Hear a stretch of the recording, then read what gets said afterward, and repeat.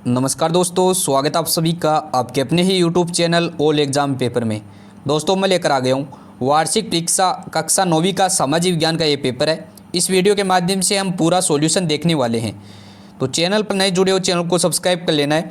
आपको इस चैनल के माध्यम से कक्षा 9वीं के जितने भी सब्जेक्ट हैं सभी सब्जेक्ट के वार्षिक परीक्षाओं के जितने भी सब्जेक्ट हैं सभी सब्जेक्ट के आपको फुल सॉल्यूशन मिलने वाले हैं इस चैनल के माध्यम से। तो चैनल पर नए जुड़े हो चैनल को सब्सक्राइब जरूर से कर लेना है। तो दोस्तों सबसे पहले हम क्वेश्चनों की ओर आते हैं। तो सबसे पहला जो क्वेश्चन पूछा गया है कि सही विकल्प चुनकर आपको आंसर देना है। तो सबसे पहला क्वेश्चन आ जाता है इस पेपर का कि रूस की संसद का नाम आपको बताना है। तो इसमें 4 ऑप्शन दिए गए। पहला कांग्रेस, ब दिया गया डाइट और सह दिया गया आपका ड्यूमा और दय दिया गया सोरा। तो इसका सही राइट आंसर हो जाएगा ड्यूमा, इसका सही राइट आंसर हो जाएगा पहले क्वेश्चन का। 2 नंबर क्वेश्चन आ जाता है कार्ल मार्क्स द्वारा लिखित पुस्तक का नाम आपको बताना है। तो इसमें आपको 4 ऑप्शन दिए गए। दास कैपिटल, इंडिका, सह दिया गया जूलियस सीजर और दय दिया गया इंडिया टुडे। तो इसका सही राइट आंसर हो जाएगा दास कैपिटल है वो कार्ल मार्क्स की जो पुस्तक का नाम है। तो इसका सही राइट आंसर ए हो जाएगा, इसका सही राइट आंसर। आगे 3 नंबर क्वेश्चन आ जाता है संविधान निर्माण की प्रारूप समिति के अध्यक्ष कौन थे। तो इसका सही राइट आंसर हो जाएगा डॉक्टर भीमराव अंबेडकर। ए नंबर का सही राइट आंसर हो जाएगा। आगे आपका 4 नंबर क्वेश्चन आ जाता है जुकाम और खांसी की दवा में प्रयोग होने वाला पौधा है। जो जुकाम और खांसी होती है उसमें जो प्रयोग होने वाली दवा का जो पौधा है वो कौन सा है। तो इसका सही राइट आंसर हो जाएगा सह तुलसी हो जाएगा, इसका सही राइट आंसर। 5 नंबर क्वेश्चन आ जाता है कृषि क्षेत्र शामिल हैं। तो कृषि क्षेत्र आपको शामिल है ये बताना है आपको।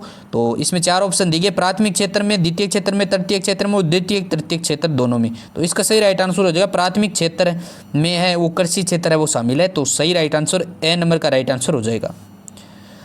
आगे दोस्तों बात करते हैं 2 नंबर क्वेश्चन की।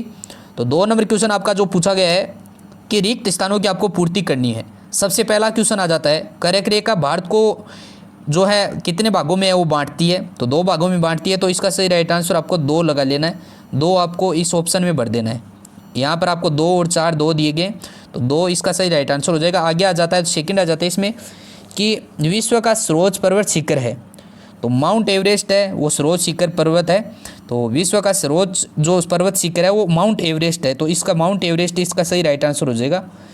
आगे 3 नंबर आ जाता है भारत के उत्तरी मैदान में ग्रीष्म ऋतु में चलने वाली हवाओं को क्या कहते हैं। दोस्तों भारत में उत्तरी मैदानों में जो ग्रीष्म ऋतु में चलने वाली जो हवाएं होती हैं उसको लू कहते हैं। तो लू इसका सही राइट आंसर हो जाएगा। लू बढ़ लेना इसका सही राइट आंसर। 2 ऑप्शन दिए गए लू इसका सही राइट आंसर हो जाएगा। 4 नंबर क्वेश्चन आ जाता है मनरेगा का पूरा नाम है। तो दोस्तों इसमें 2 ऑप्शन दिए गए आपके। तो मनरेगा का जो आपका पूरा नाम है वो है महात्मा गांधी राष्ट्रीय ग्रामीण रोजगार गारंटी अधिनियम 2005। इसका सही राइट आंसर हो जाएगा। मनरेगा का जो पूरा नाम है वो महात्मा गांधी राष्ट्रीय ग्रामीण रोजगार गारंटी अधिनियम 2005 है इसका पूरा नाम। तो आगे 5 नंबर आ जाता है प्रधानमंत्री ग्रामोदय योजना किस वर्ष है वो प्रारंभ की गई थी। तो 2000 में प्रारंभ की गई थी।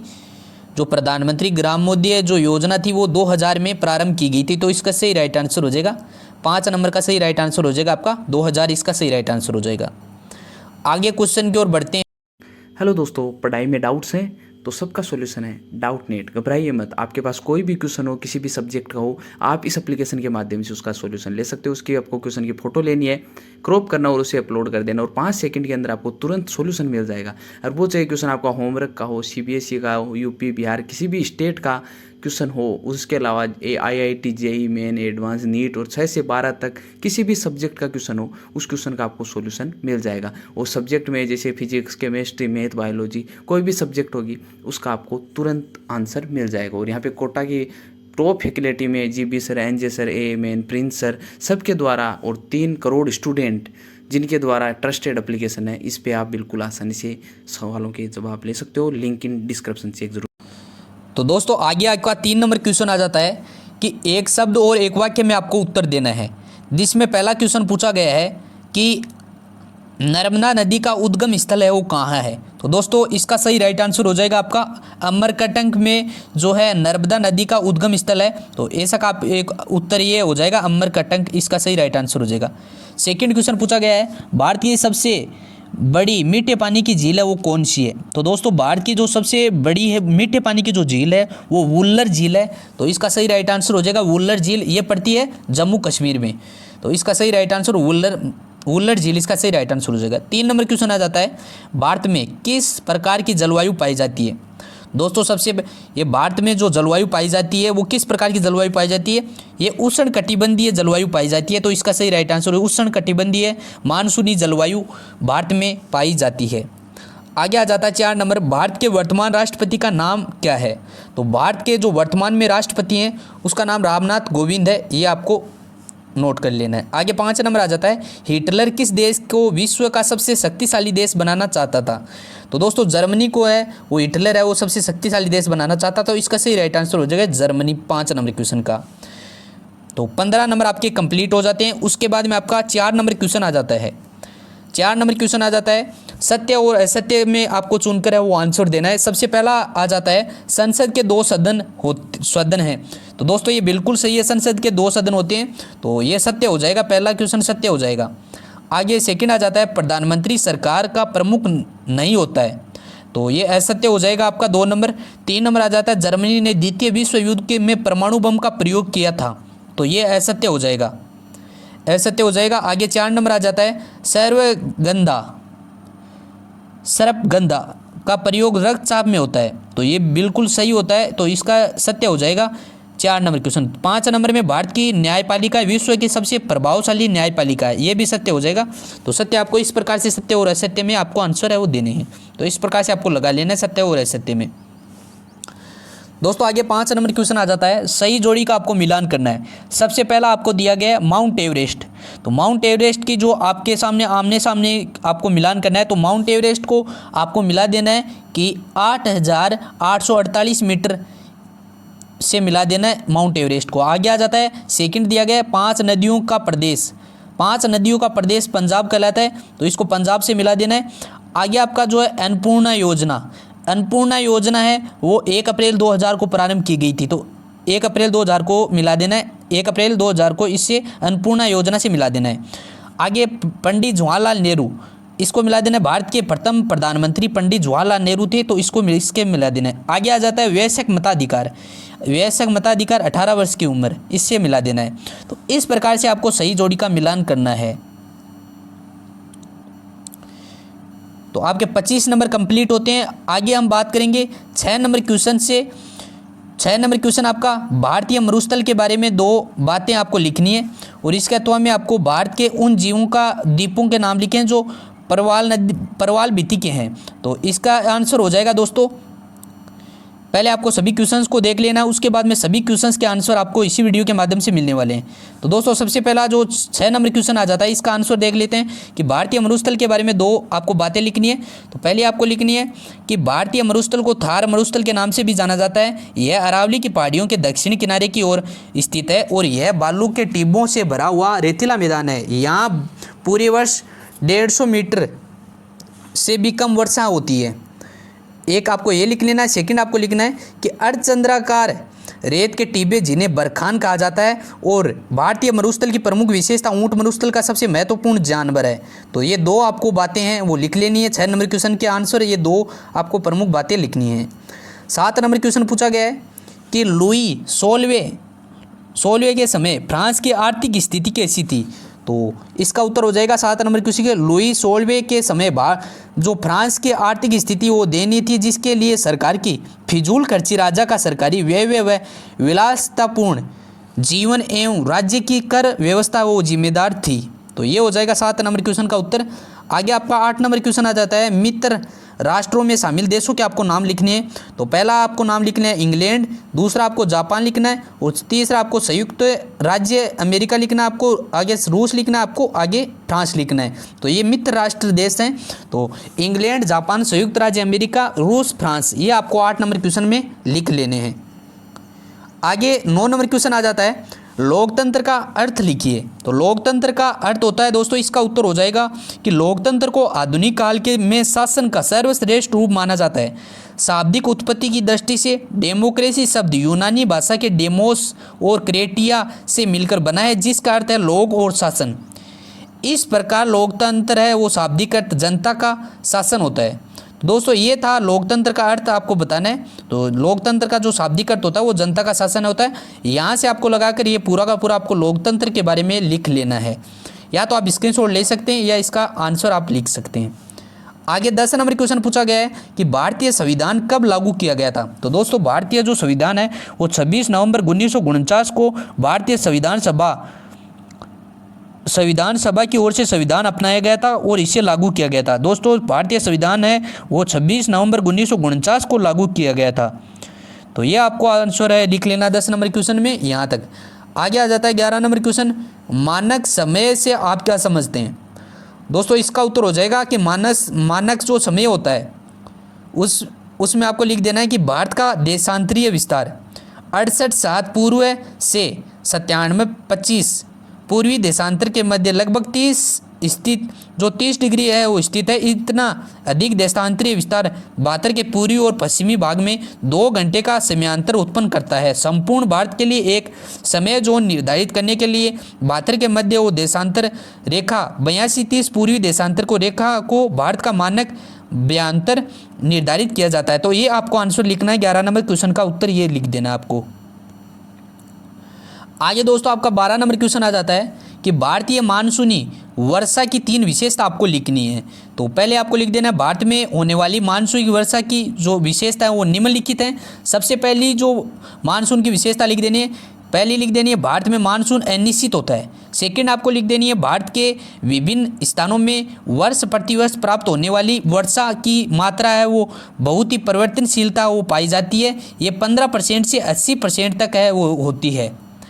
आगे आपको तीन नंबर आपको लिख देना है पॉइंट इसमें कि मानसून में भारत के सभी भागों में एक समान वर्षा नहीं होती है। अलग अलग क्षेत्रों में प्राप्त होने वाली वर्षा की जो है मात्रा में अंतर है वो पाया जाता है।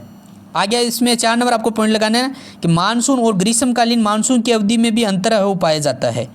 तो ये आपको 12 नंबर क्वेश्चन का आंसर है ये लिख देना है। 4 पॉइंट आपको लिख देने हैं इस प्रकार से। अब दोस्तों आगे आ जाता है 13 नंबर क्वेश्चन आ जाता है कि जो फ्रांसीसी समाज में महिलाओं का जीवन कैसा था। फ्रांसीसी समाज में महिलाओं का जीवन कैसा था 13 नंबर क्वेश्चन में। तो 13 नंबर क्वेश्चन का आंसर हो जाएगा कि जो फ्रांसीसी समाज में अहम परिवर्तन लाने वाली गतिविधियों में महिलाओं का योगदान महत्वपूर्ण था। उन्होंने अपने हितों की हिमायत करने फ्रांस के विभिन्न शहरों में लगभग 60 राजनीतिक क्लब है वो शुरू किए थे। उनमें the society of revolutionary and Republican women सबसे मशहूर क्लब था। उनकी एक है वो प्रमुख मांग यह थी कि महिलाओं को पुरुष के समान राजनीतिक अधिकार है वो प्राप्त होने चाहिए। और वही तीसरे स्टेट की अधिकांश महिलाएं जीवन जो निर्वाह करने के लिए काम करती थी वे सिलाई बुनाई, कपड़ों की धुलाई, फल फूल सब्जियां बेचना अथवा संपन्न घरों में घरेलू काम करती थी। और अधिकांश महिलाओं के पास पढ़ाई लिखाई और व्यावसायिक प्रशिक्षण के मौके नहीं थे। केवल कुलीनों के लड़कियां अथवा तीसरे स्टेट में धनी जो परिवार की लड़कियां थी वो ही कॉन्वेंट में पढ़ पाती थी और महिलाओं की मजदूरी पुरुषों से तुलना में कम थी। तो ये आपको आंसर लिख देना है। आपका 13 नंबर क्वेश्चन का इतना आपको आंसर लिख देना है। आगे 14 नंबर क्वेश्चन आ जाता है कुल्लक किसे कहते हैं। तो दोस्तों इसका उत्तर हो जाएगा कि कुल्लक है रूस में जो किसान अच्छी हालत में थे उनके लिए यह एक नाम प्रयोग में लाया जाता था। स्टालिन के क्लास के दौरान आधुनिक खेतों के विकास हेतु तथा उनके जो उद्योग की जो भांति मशीनों से कमाने के लिए यह आवश्यकता समझा गया था कि पूरे रूस में कुल्लक को समाप्त है वो कर दिया जाए।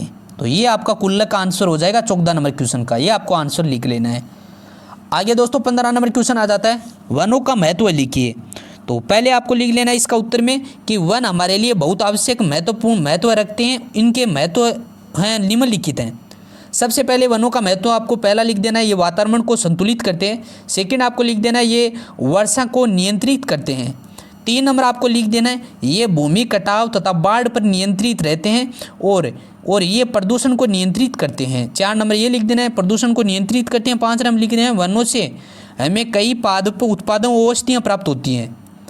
6 नंबर आपको लिख देना है इनसे कई जंतु उत्पाद लाख रेशम मोम आदि प्राप्त होते हैं। 7 नंबर आपको लिख देना है वैज्ञानिकों प्रयोगों के लिए जिन कोष का कार्य करते हैं जिनसे जिससे अनेक उपयोगी पादप एवं जंतु जातियाँ पैदा होती हैं। 8 नंबर पॉइंट लगा दें, वन सूखे को नियंत्रित करते हैं। तो दोस्तों ये थे 15 नंबर क्वेश्चन में आपको 8 पॉइंट लिख लेने, इस प्रकार से पूरे के पूरे आपको उतार देने हैं। दोस्तों 16 नंबर क्वेश्चन आ जाता है, नाथसी सोच के खास पहलू क्या थे।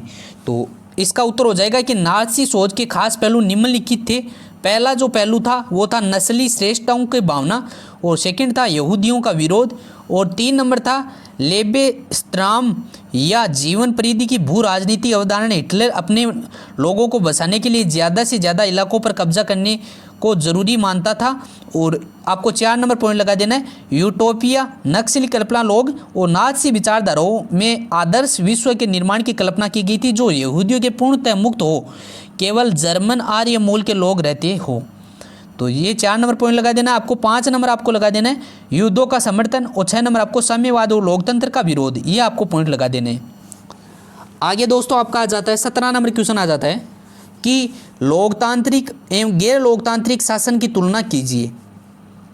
तो इसका उत्तर हो जाएगा कि लोकतांत्रिक सरकार जनता द्वारा चुनी जाती है, जबकि गैर लोकतांत्रिक होती है वो जनता द्वारा नहीं चुनी जाती है। तो ये आपको पहले ये लिख लेना, उसके बाद में आपको लगाना है कि लोकतांत्रिक, सेकंड पॉइंट लगाना है, लोकतांत्रिक देशों को लोग मौलिक अधिकार है वो प्राप्त होते हैं, और जबकि गैर लोकतांत्रिक देशों को में है वो ऐसा नहीं होता है।